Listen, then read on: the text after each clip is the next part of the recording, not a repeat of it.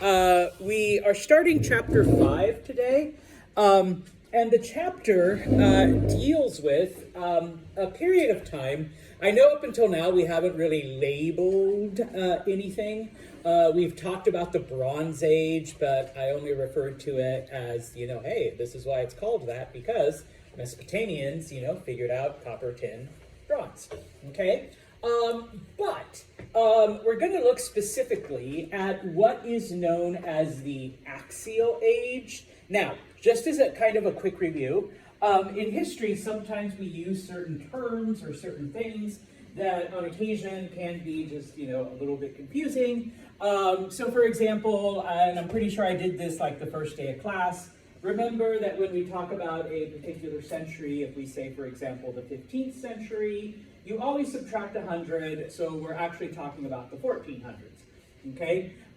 We no longer use BC or AD, but the new equivalent is BCE and CE, okay? This, I put, from 1000 BCE to 0, and I put 0 in quotations because, just FYI, there is no year 0, okay? It goes from 1 BCE to 1 CE, okay? But in order to kind of like accurately depict or to be, let's say, just a little, cleaner, all right? When we talk about an age or whatever, people like to have a specific date, okay? So from 1000 BCE to 0 is the time that historians refer to as the Axial Age, okay? What happens during this time, all right? Well, a couple of things, and we're going to look at this in chapter 5, okay? Number one, we see the rise of different philosophies. We see the approach of thinkers that come up with new systems, all right? That is, I know for us today it might seem, yeah, that's logical, Santos. But for the time, it's a completely revolutionary way of thinking. And it doesn't just happen in one part of the world, but we see it happening in different areas. So we're going to look at China, India, all of these other places where we see these new forms of thought rising up, okay? Now, in the last chapter, we talked about the first empires that come to be. We also mentioned like the Assyrians only lasted 300 years and the Persians lasted X amount and whatever, okay? We see these old empires now collapse to be replaced with new empires, all right? And so in this chapter, we will look at Alexander the Great and his empire. We will look at the beginnings of the Romans and, a couple of other people, okay? Finally, all right, those empires that do survive, because the Persians do survive for a very long time. They're just not as influential and as powerful as they were at the beginning, okay? But we will look at then some of the new ideas that they come up with, some of the things that they transform into, and in this case, especially with Persia, Persia's affected by Alexander the Great. Alexander the Great conquers them, and then once they become, their own people again, they are forever altered because of the ideas that Alexander brought. Okay. Finally, the last thing we're going to look at, and this is at the very end of the chapter, for the very first time now, we're going to see complex societies in Africa and in the Americas. Okay. They're about 8,000 years behind everything else, okay? The first complex societies we saw in Mesopotamia and Egypt around 8,000 BCE. Well, fast forward to like 1,000, or let's say to 800. Finally, okay, the Americas begin to see this, okay? So, all right, as always, the map, okay? And so just so you're aware, all right, we are going to look at China. Okay, I think that's first. I looked at my outline this morning. We are going to look at the Indian kingdoms, okay? We're going to look at some of the changes that happen in Persia. Like I said, the first societies in Africa, outside of Egypt. I should clarify that. And of course, some of the first societies in the Americas. And then, of course, we are going to look at the Greeks via Alexander the Great, the Carthaginians, and of course, the Romans. Okay? There you go. Ow. All right, so looking at the Chinese first. Okay? We left off with the Zhou society. Remember, even though it's spelled Z-H-O-U, it's pronounced Chow. Okay? You know, they're going through this whole, mandate of heaven thing, 39 generations, father, son, father, son, father, son, father, son. Okay? Well, we're going to fast forward. Okay? We get to the end, all right, of the Zhou dynasty. Okay? We get to the time when their society begins to collapse. And yes, okay, we see then the destruction, the end. Oh, I heard something again. We see the end of Zhou civilization. Okay, now, obviously, it does not happen overnight. Okay, and so, and I already know this is going to be a question I'm going to ask you. From 722 to 481, so it's kind of like a 250-year like decline. All right, and we talked about it in the last chapter. You know, the leaders are corrupt, the people are unhappy. It doesn't help that this coincides with like tornadoes and earthquakes and like droughts and things like that. But it's known as the spring and autumn period. Okay, those 250 years where Zhou society is slowly declining, and little by little, the government is getting weaker. It's filled with corruption. You see the rise of local warlords. You see, you know, law and order basically fall apart.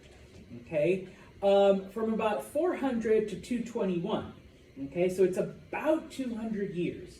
China enters a period known as the Warring States period, because this is when the Zhou government completely collapses, all right? And so all we're left with now is constant civil wars between different families, okay? So it wasn't like, you know, the examples that I gave before, all right, you know, where one family loses that mandate of heaven and another one rises up. In this case, everything just kind of collapses. Well, not kind of, took 200 years. But everything just collapses, and so you have different families now fighting for control. All right? And so, you know, 200 years of civil war, 200 years of this kind of disorganized, you know, warfare. So we do see hundreds of battles. We see some families ally themselves with other families. We see, you know, groups fighting against groups. Okay, it is during this time, and one of the reasons why it lasts so long. Okay, remember that during the Zhou period, the Chinese do come to discover iron weapons. Okay, you know, they finally catch up to the rest of the societies, and so there is no one group that has the advantage over the other. Okay, after 200 years. Okay. There's only 7, let's say, states that are left, okay? Either through conquest, through marriage, through alliances, through whatever, okay? These 7 are the most powerful, and they're like, you know what? Why don't we just agree that we'll each control our own respective areas and be done with it, okay? And they all agree, okay? So this brings to an end this Warring States period. And I know it's Qin, but it's pronounced Qin, okay?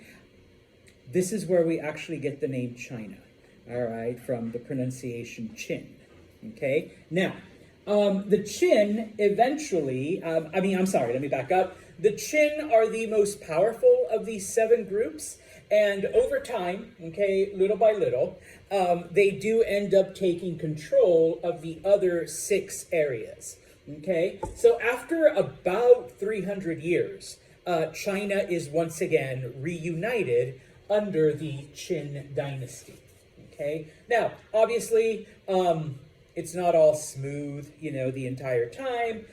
We still see some minor conflicts, we still see some minor rebellions, but they are quickly put down by the Qin. And even amongst all of this, we see, China recovering, and we see it, now beginning to progress after, over 200 years of civil war. All right. So, once again, Santos will always give you maps.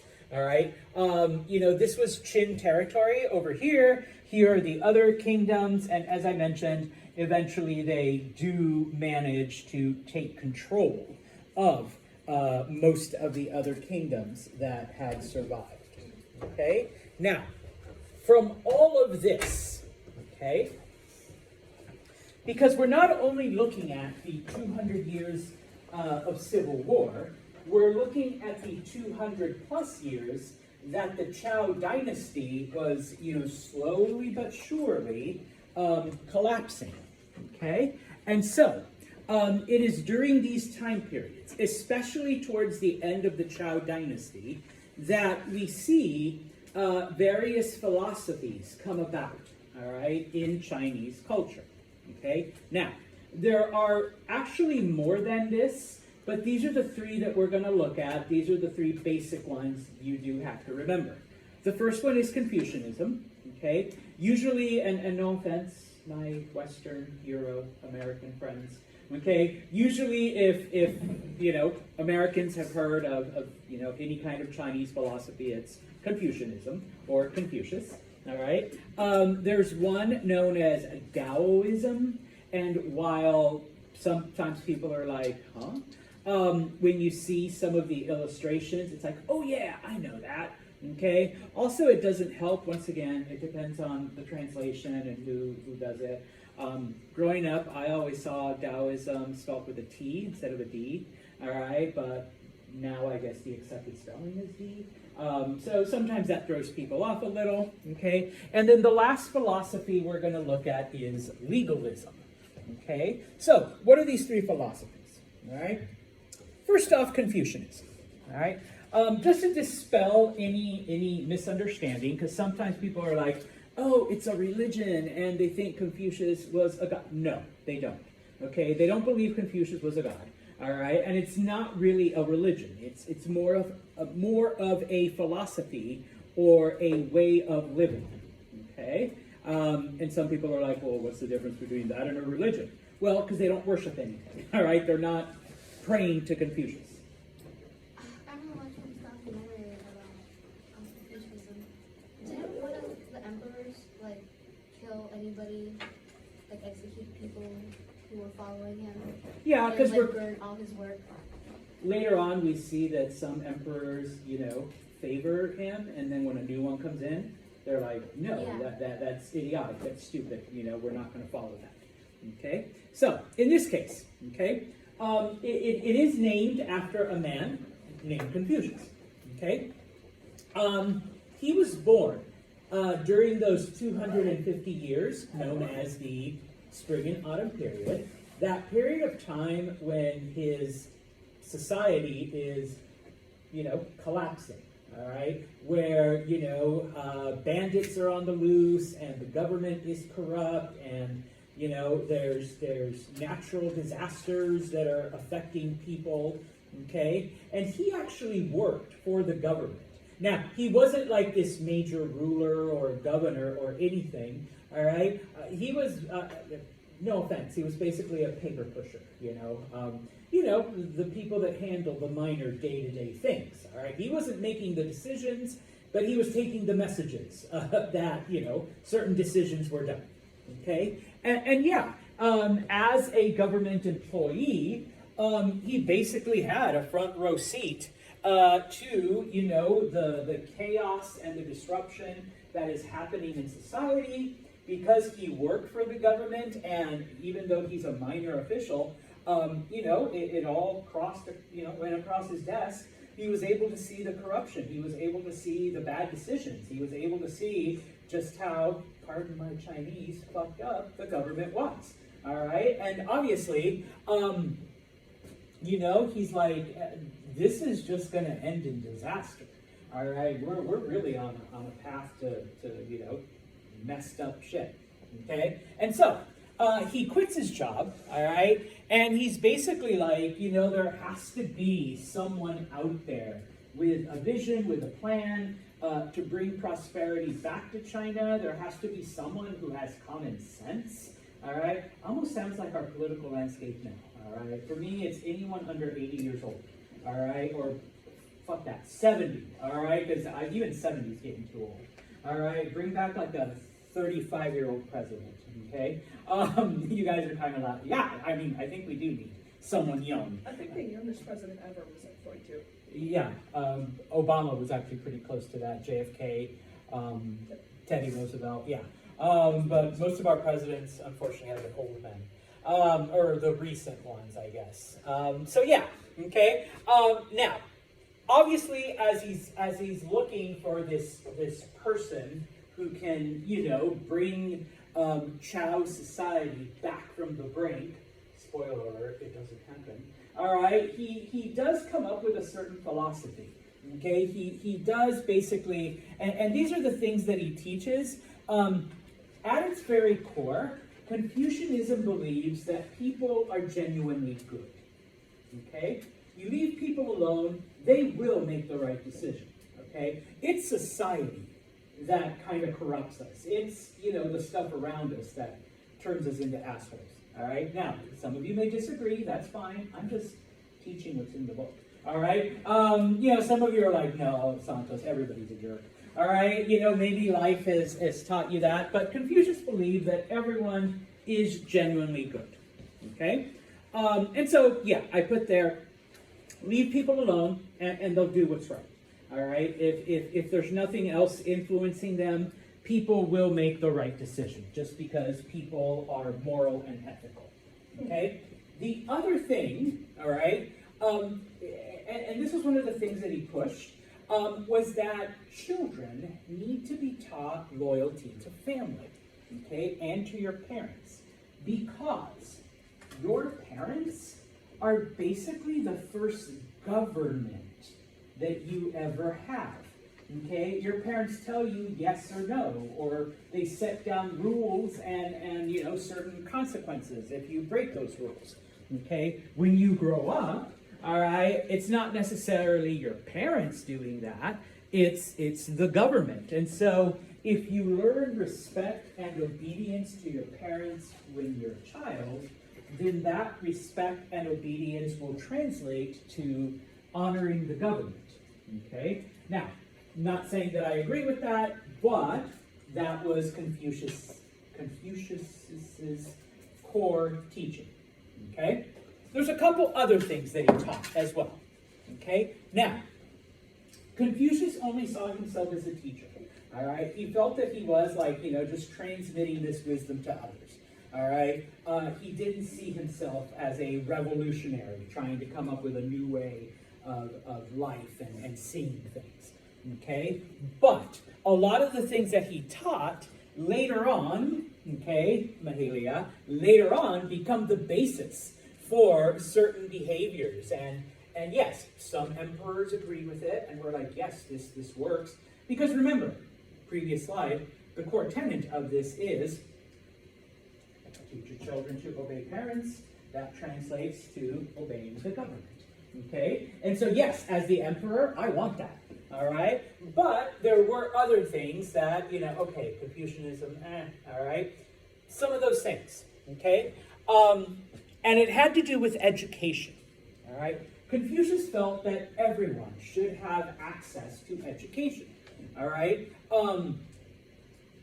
You have to remember that for most of human history, even up until modern times, education was reserved exclusively for the wealthy. Okay, if you could afford to pay, and the idea of public schools isn't around.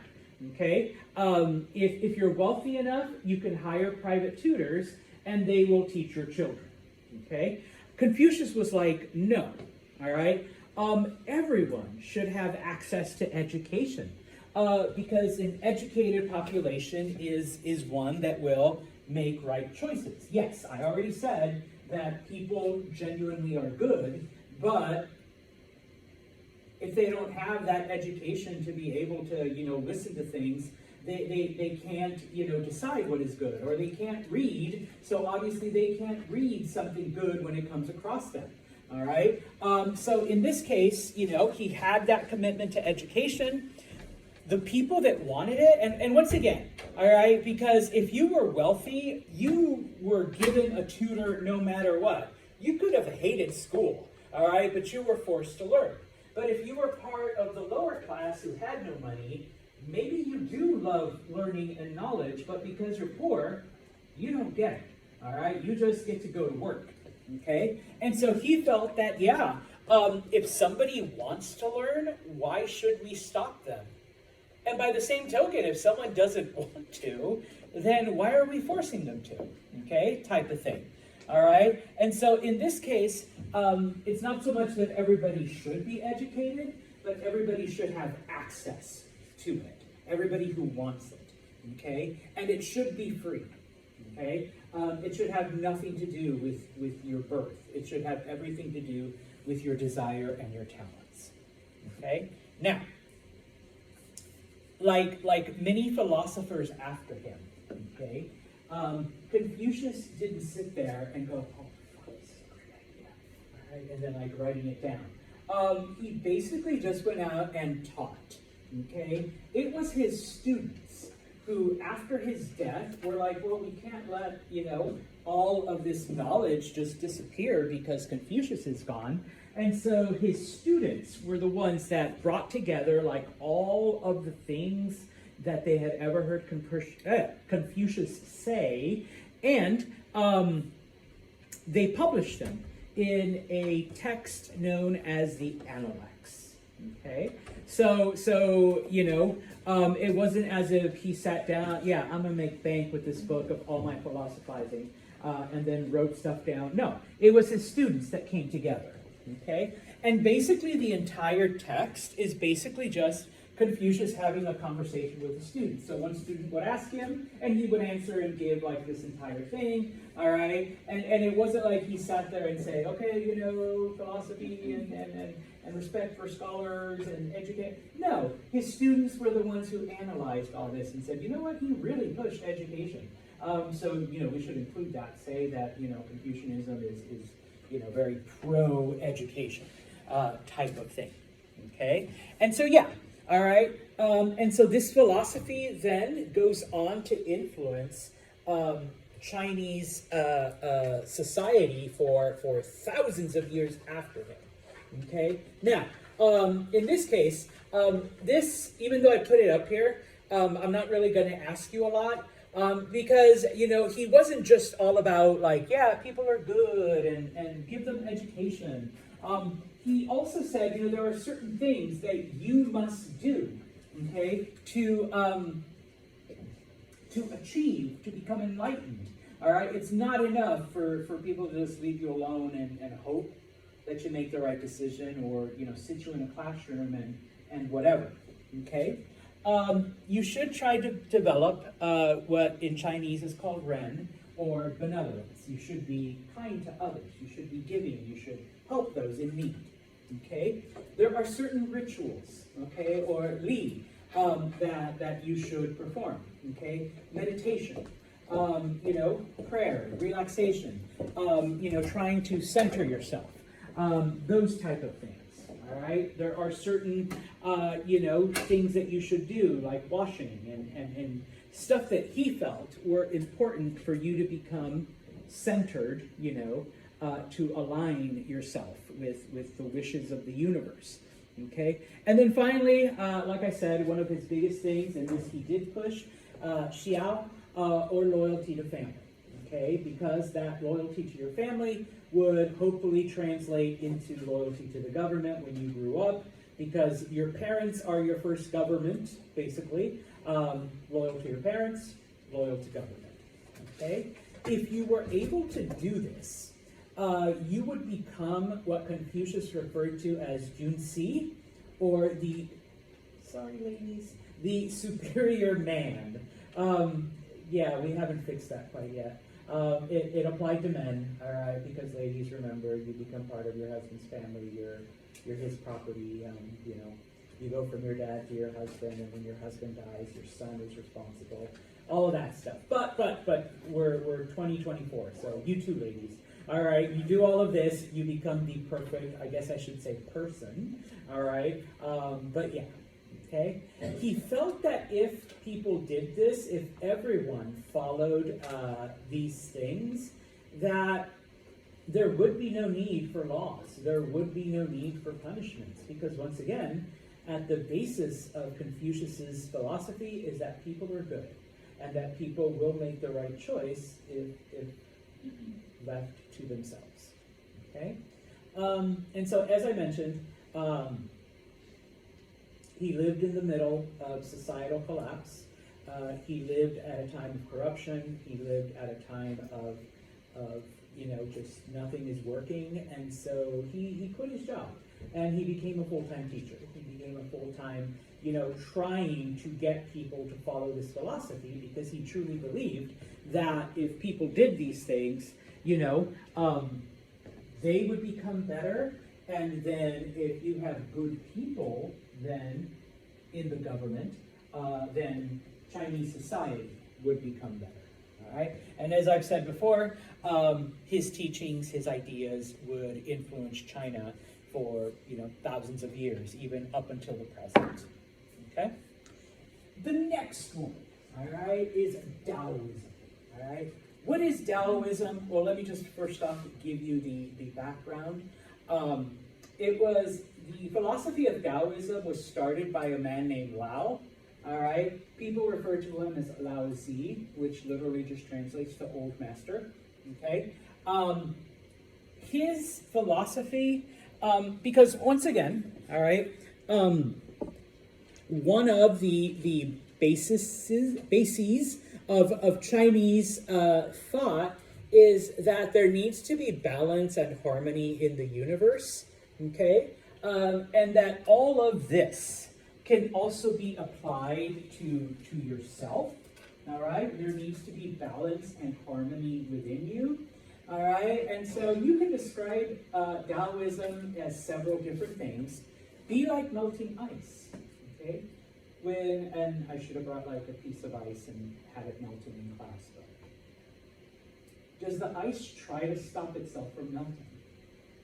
No, okay? Warm temperature affects it, and it just goes with it, okay? Be a leaf floating in the wind, all right?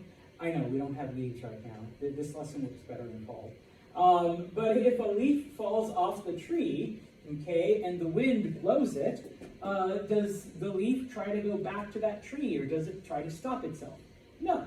It just goes with where the wind takes it, okay? And so, Taoism basically just says, follow the natural order of things. The concept is known as Wu Wei, do nothing, okay? Because the universe recognizes that there is something wrong, and it is trying to balance itself. It is only human arrogance that leads us to believe that we can do something about it. We can't, all right? We don't have that kind of influence over the universe. So when something bad happens, or something good happens, or something whatever happens, just accept it and go with it, all right? And it's up to you to adapt to the situation, okay? The leaf doesn't decide where it's going to land, but when it does land, it does its leaf thing, all right? Whatever that might be. The ice doesn't decide if it's going to melt or not. It just melts. And then now that it's water, it just adapts and goes with whatever nature needs it to be, okay? And so humans should be the same way, okay? Now, as I mentioned, even if you've never heard of Taoism, okay, people know this, okay? What do we call this? Yin and Yang, all right? The symbol for yin and yang, okay? And you don't need to know the other things, all right? Because I literally already told you, all right? And I'm not going to ask you about the sacred text and all of that. But just understand that the thinking is, the universe has to be in harmony. Okay? When something happens, that is the universe trying to correct itself. Why are you trying to stop the universe from correcting itself? Just go with it, all right? Just adapt. That's what nature does. That is what that falling leaf does. That is what that melting ice does, okay? You just adapt to your new circumstance, okay? Now, obviously when it comes to government, you don't see a lot of Chinese governments based on Taoism because if a government tries to do something, then you're basically interrupting with the flow of the universe, all right? So just kind of hands off, all right? Governments, just FYI, don't tend to survive with that attitude, okay? Now, Taoism, for the most part, in addition to applying it to, the world, Taoism also becomes a philosophy for yourself, okay? Part of your reason for existence is to find balance inside of you, okay? So if something is wrong, then obviously you need to correct it, okay? Now, what does this mean? Well, and just like you look at the symbol, yes, all of us have a little bit of darkness in us, okay? But you should have equal number of light, okay? All of us have anger, all right? But you should have the same number of, I don't know what the opposite of anger is, like charity or love or benevolence, whatever, all right? Yeah, okay? So once again, either you make these changes in your life to try to achieve that balance, or, maybe the universe is doing something to try to balance you out, all right? So don't fight it, okay? And so in this case then, this Taoist philosophy of just going with whatever is happening. Yeah, my car just broke down and I can't afford to fix it. Maybe it's the universe telling me that I'm too fat and I need to lose weight, and so now I have to walk everywhere. Okay, and so yeah, like, okay, you just abandon your car on the side of the road and live your life walking. All right, type of thing. Okay, that would be the ultimate Taoist philosophy type of thing when it comes to your circumstance, to your situation. Okay. The last philosophy, and it's the shortest because I can't expand on it. Okay, it's known as legalism. All right, and it's established by a man named Sun, okay? And people, just like Lao, they call him Lao Zi, they refer to him as Sun Zi, okay, the old master, all right? His philosophy was, and the philosophy of legalism, and it's the opposite of Confucianism, humans are scum. Humans are evil, we're born wicked, okay? What is the only way to get humanity to do good things? Make strict laws with harsh punishments, okay? It is the fear of pain and the fear of punishment and the fear of death that motivates us to be good people, okay? Some of you are like, yeah, maybe for some of us, I don't know, okay?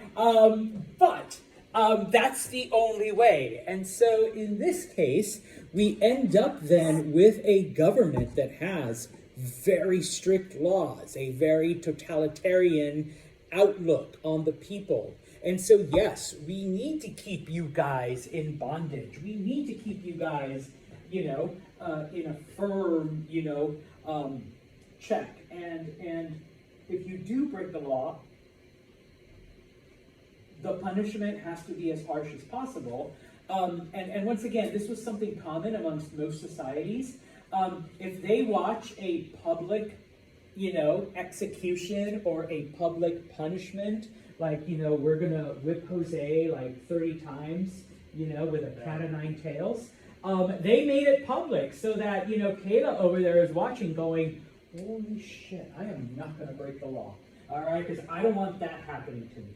Now, of course, if you've taken even a basic psychology class, you know that that's not true, that's not really how people work, and there's some people that may enjoy that, like, yeah, all right, Jose Smiley, yeah, more pain, but, it doesn't really serve as a deterrent, Okay, but that's what legalism did. Okay, now some of the results of this. Okay, and I'm talking about like specifically legalism and Confucianism, because Taoism, of course, we don't see a lot of Taoist philosophy-based governments. Okay, number one, obviously, you have scholars, you have philosophers, you have the government. Okay, we see a combination.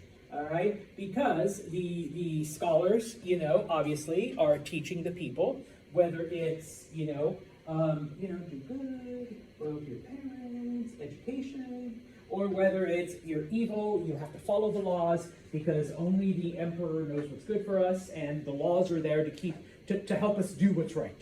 Okay, so obviously, which philosophy you espouse is completely dependent on the ruler. All right, so yes, it goes back to Mahelia's comment. Yes, you have one emperor that's Confucius, so all of my Confucius scholars, then yes, go out, teach the people loyalty, all this other stuff, benevolence, happiness, all of that stuff. Okay, then the next emperor comes along and says, no, people are evil, people are scum.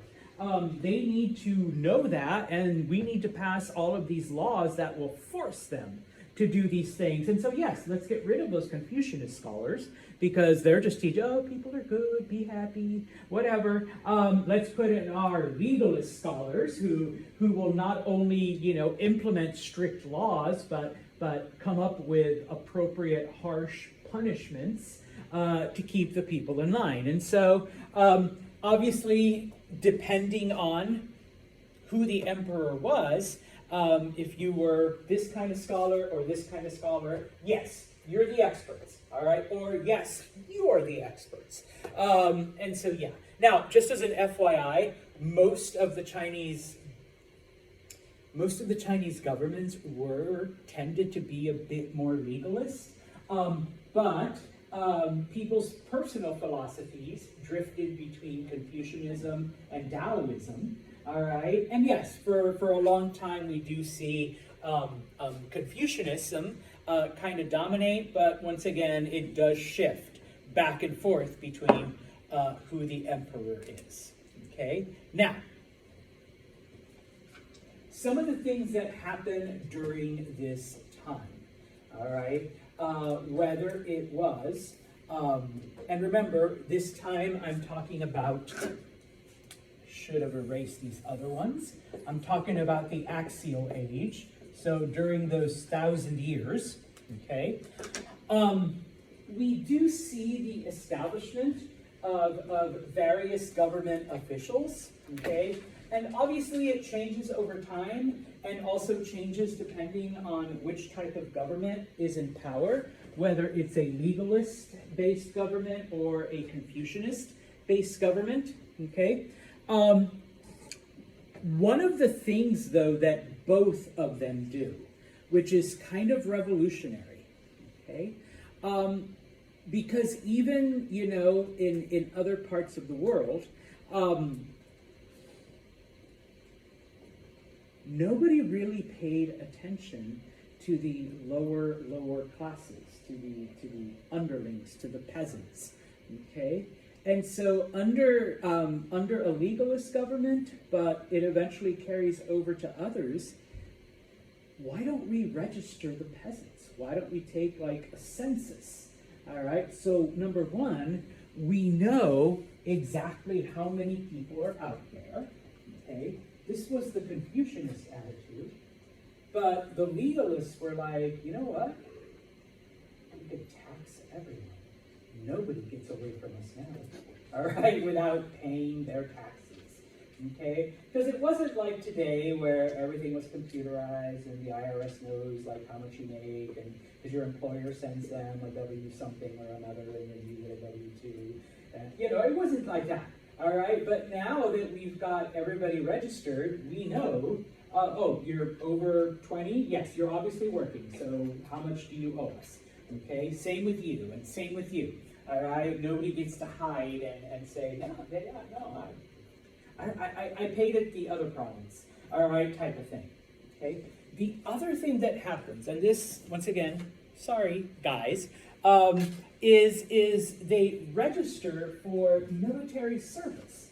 Okay, up until now, most of the warriors come exclusively from the warrior class.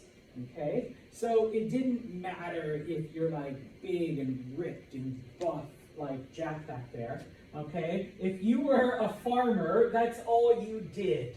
Okay, but if you were part of the warrior class, then it didn't matter your size or whatever.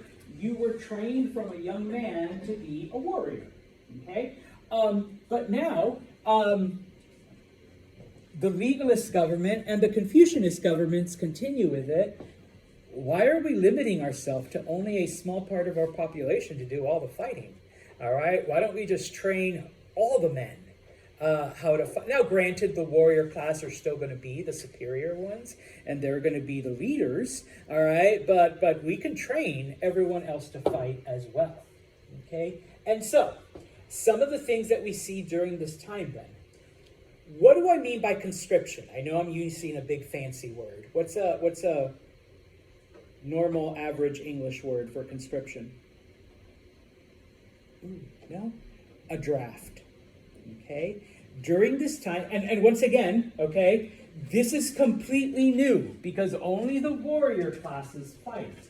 All right? Now that we have a register, now that we know that there are these many men in this area, and granted, let's say you're all farmers, okay, but you're men, all right, and we can just take you up and draft you and pull you into the army, give you some very basic training, okay, give you a spear and, pointy end at the enemy. There you go. All right, you're trained, okay? So number one, suddenly now we get armies from that are like 10,000 soldiers to like 100,000 or 200,000 because we're taking the average farmer peasant and giving them weapons. Okay,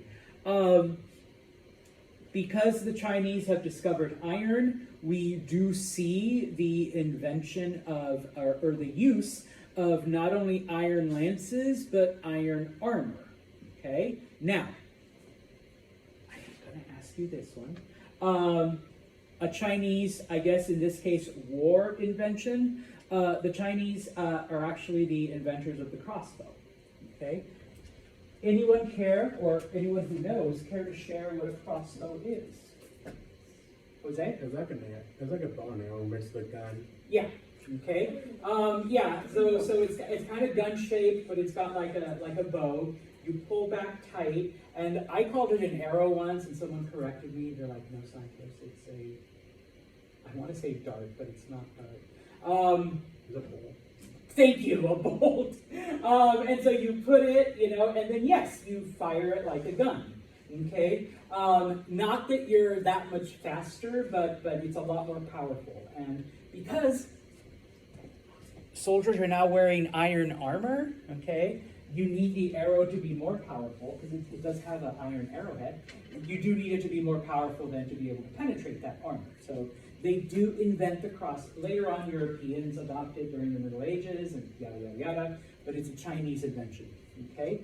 And of course, because we are drafting peasants now, like I said, where the armies were previously, a couple thousands, whatever, I lowballed the number. I should have looked at my own slide. Armies of over 1 million people. Okay, because even back then, China had like the most populated, like ridiculous numbers of people. And so to see armies of over 1 million people, now granted, most of those are drafted peasants who are, let's say, farmers in real life, and they were given a spear, a lance, and just told, the pokey end at the enemy, and there you go. Okay, but it does make them more powerful, and also, and you'll see this even as late as the 1800s in like Europe and here in the United States. People typically only fought when it was nice weather. Okay, late spring, summer, early fall. Okay, well, yeah, you don't want to fight in the rain or the snow or the cold. It sucks. So you fought during the fighting season. And then when it got too cold or the weather was bad, typically when winter came, you hunkered down for the next couple months, and then once it was spring, you went out and fought it. Well, if you've got over 1 million people, I mean, it's pretty hard to control them in whatever camp. And so, yes, we're going to fight even if it is winter. We are going to fight during the muddy season. We're going to fight during the rainy season. We don't care. All right? And so, it takes the rest of the world, up until like World War I to adopt this mentality, all right, where people are fighting literally year-round. But, the Chinese are the first to do it, okay? Now, okay, 2 more slides. I thought I was almost done, okay? Not just warfare, okay? And I'll probably have to stop with this one. Not just warfare, but, okay, we also see during the Qin dynasty and with these, under these new philosophies during the axial age, okay, changes in agriculture. Obviously, we cannot discount the iron plow, all right, and the various irrigation systems that the Shang dynasty put in, okay? I'm sorry, the Zhou dynasty put in. We can't discount that because that is, obviously the impetus, but, okay? We begin to see then, and the pattern is the same no matter what period in history you look like. You look at more crops equals more people. More people, more crops, more crops, more people, all right? Now, yes, at some point, okay, we do reach the limit. We do reach a tipping point where there isn't enough food no matter how many people you have and people begin to starve. But, that's the thing. Now, how does all this happen? Well, we've drafted all of these peasants. We don't have enough money to pay them all. And just like, you're doing it for your emperor, okay? Not really, patriotism, not really a thing. So for their service, many of them are given land, okay, as payment.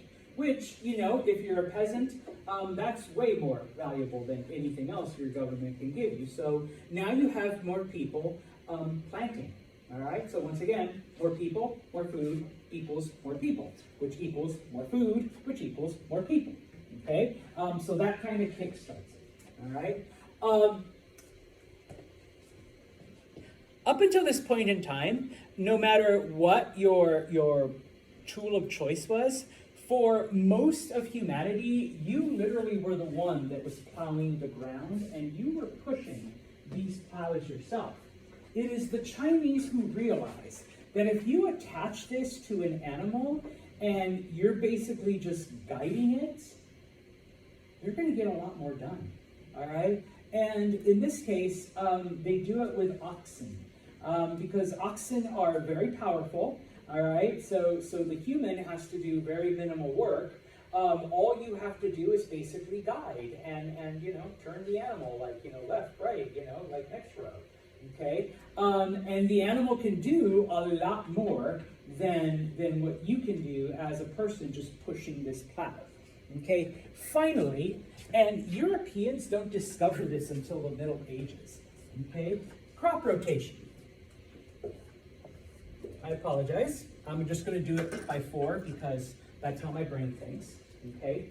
No matter what crops you plant, all right, they will suck the nutrients out of the soil, all right? Obviously, to replenish it, you need to water the land, you need to do whatever, and some crops suck out nutrients faster than others, all right? And yeah, after a while, after a couple of seasons, if you've been, farming the same plot of land without doing anything to replace the nutrients, your land just doesn't grow stuff anymore. And so this is why most of early societies and why, not only did they start there, but they remained there, were next to rivers, because the river would naturally, when they flooded, it would replace the nutrients in the soil. But if you're farther away from these rivers, you need to find other ways of replacing the nutrients. And so the Chinese come up with a system where they divide up their fields and like I said, 4 is the most I can keep up with here, you would always have one of them empty, okay, so that it could naturally replenish itself. And in the following season, you would shift it, and so the next one would be empty, okay, so that it could naturally replenish itself, and, you know, oops, 3, okay, why did I do that? Okay, now that one is empty, and so on, okay, I hope you get the idea, okay, and yeah, it does provide a temporary measure, and while it's sitting empty, you know, you can add, you know, compost, and you can add like old bones, and, you know, maybe water it extra, and like all that other stuff, so that by the next year, later on, you know, like modern times, you add chemicals and shit like that, but we're still talking 2,000 years ago, 3,000 years ago, sorry. And so, yeah, okay, this idea of crop rotation, and it actually works because not only do we have an increase of population, so increase of crops, but now we're using, you know, these strategies, and so more crops than have ever been grown in China, okay? And so you need more land, all right? Because, I mean, there's still a shit ton of people. So people begin then to migrate into other areas. And yes, you eventually do reach a tipping point, but even with that, we see that overall, Chinese society is doing great, okay? I'm just gonna go through this really, really quickly. As society becomes more and more prosperous in China, okay, we begin to see that people are able to move into different social classes, okay? And because there is so much food, and because the you know, these new techniques and this new technology is providing so much, even poor farmers are successful, and they're getting money, and they're getting wealthy.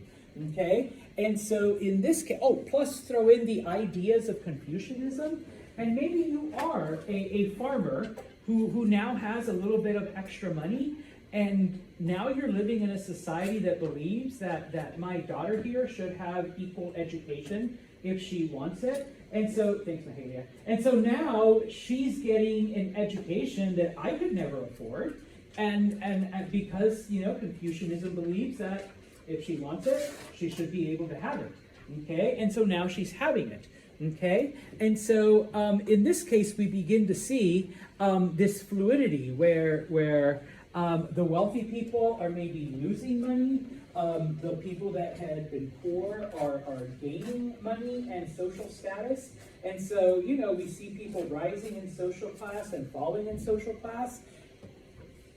The only thing, okay, that of course doesn't change. I am so sorry, ladies. All right, the gender roles become even more strict. I guess it does change. Okay, you know, everything is centered around men. All right, so maybe if Mahalia was my son, she would be able to take advantage of all of this education.